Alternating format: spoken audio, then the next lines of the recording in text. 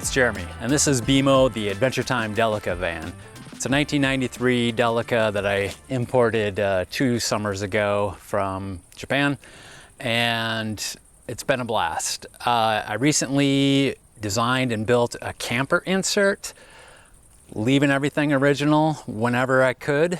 And what's nice about that is, you know, if I decide at some point I want seats back in there, I can pull out the camper insert and put the seats back in, store the camper insert in my garage, and it's back to how it was when I got it. So it took a long time for me to figure this all out. It took about a week to build it. I'll go through the timeline and the cost of everything once we're done, but let's go inside the van and take a look.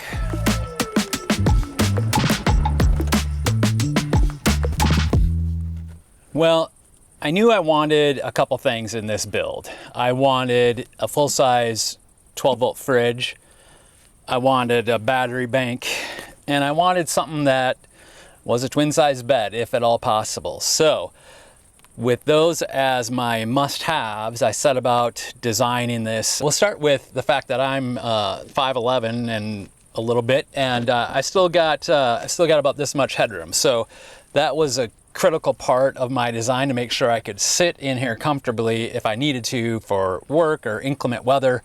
Mostly, you know, this is my daily driver, but I wanted to be able to use it for remote work if that came up. So let's start with looking at some of the features. I'm going to take this table off for a minute so that we can get in and see all the pieces and parts. Okay, starting with the Set Power 12-volt fridge. I went with Set Power instead of Iceco. They're sibling companies apparently, but this was a little bit cheaper. It doesn't have quite as long of a warranty, but it's 47 liters. You can see I've got it strapped down through the base unit that it sits on, so that is secure in there. Here I've got kind of a brake wall, so you know, if I ever did get in an accident, that's not going to come flying into the back seat. There's a fire extinguisher up here. There's some other cubbies for storage back here, and then this 5-gallon water jug just fits perfectly behind the driver's seat here. So this has worked great. Down below here you see I've got a Boxio composting toilet. So in the event of a bathroom emergency, I've got that here as well, which I just need to put a little bungee cord there to hold it in place.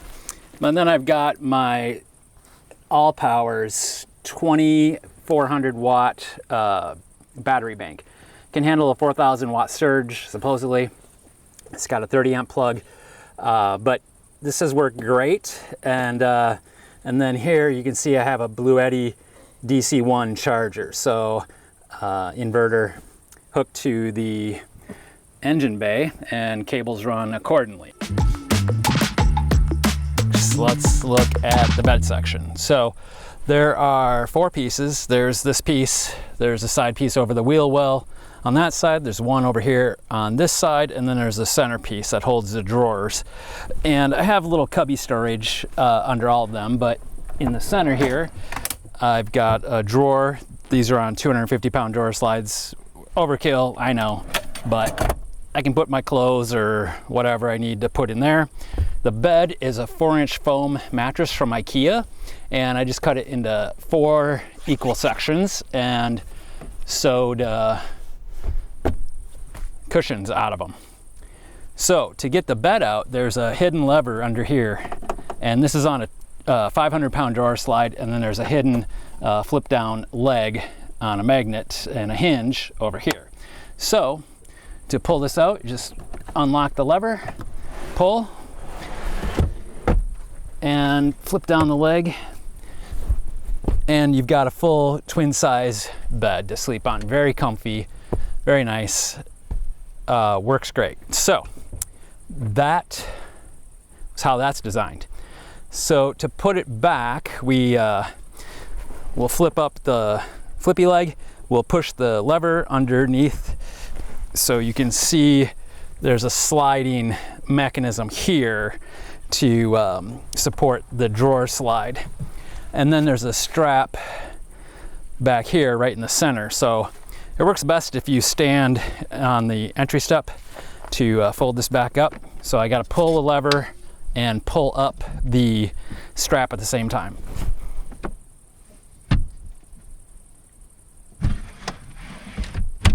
So super quick and easy to get in and out of bed mode and back into chair mode. All right, here in the back, I've got the most storage and the cooking and all of that. So let's pop the back and take a look. One thing I knew I wanted was to have a reverse seating option, and this works pretty great. And I still have, once I'm inside, I still have that headroom. So this is great. I got a little canopy. I can just pop up and be protected from any elements, but still enjoy my view. Let's take a look at what I got underneath. Okay, both of these drawers are built on 500-pound drawer slides, which is a little bit overkill again, but I just don't have to worry about it then. These are 30-inch deep drawers, and this is my tool and recovery side. So I've got some cleanup gear here. I've got air compressor, I've got tool bag, I've got jack, power tools, chairs, hammocks, hammers, flat tire repair kit, etc., etc. So all of that kind of stuff lives in this big drawer. This side is my cooking side. So I've got a butane stove here, just a single burner, and then I have an induction cooktop. So the induction cooktop I thought, you know, better have if I need to do any cooking inside the van. No flame, no fumes. I did test it out up in Michigan, and it does suck over 1,000 watts of power when it's on, so excuse the mosquitoes. It's not a great long-term option because it will drain that battery with too much use. But let's look at what I got underneath the drawer. So this is where I keep the silverware, the dishes, some pots and pans fit in here as well. I split them between wherever they fit, but this extra 28-inch extension was a really nice feature, I think, of doubling up the capacity of this drawer and making it super useful. This drawer is only on a 150-pound slide, so save some money and some weight there.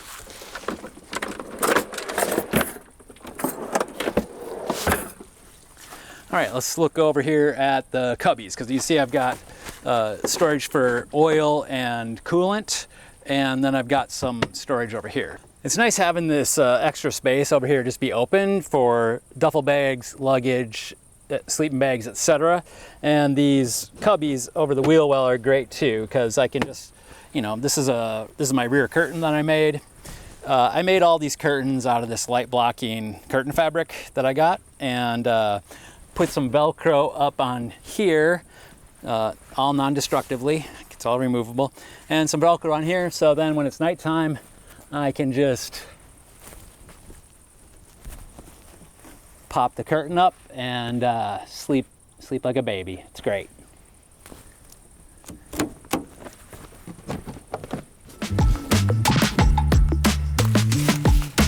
If you're sharp-eyed, you may have noticed I did not use Baltic birch plywood.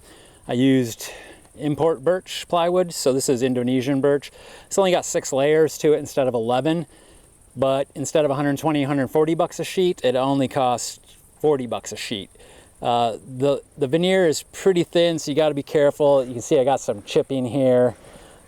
So yeah, it was easy to work with. It's nice stuff. I went with 5/8 instead of 3/4.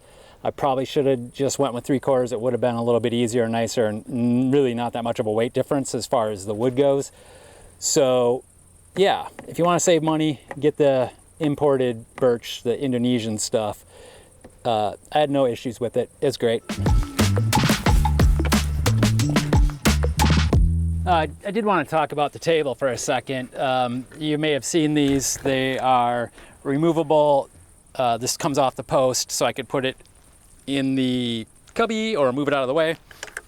The tabletop rotates around. These you can get on Amazon or wherever. They are not super expensive. You choose your own tabletop surface and size, material, etc.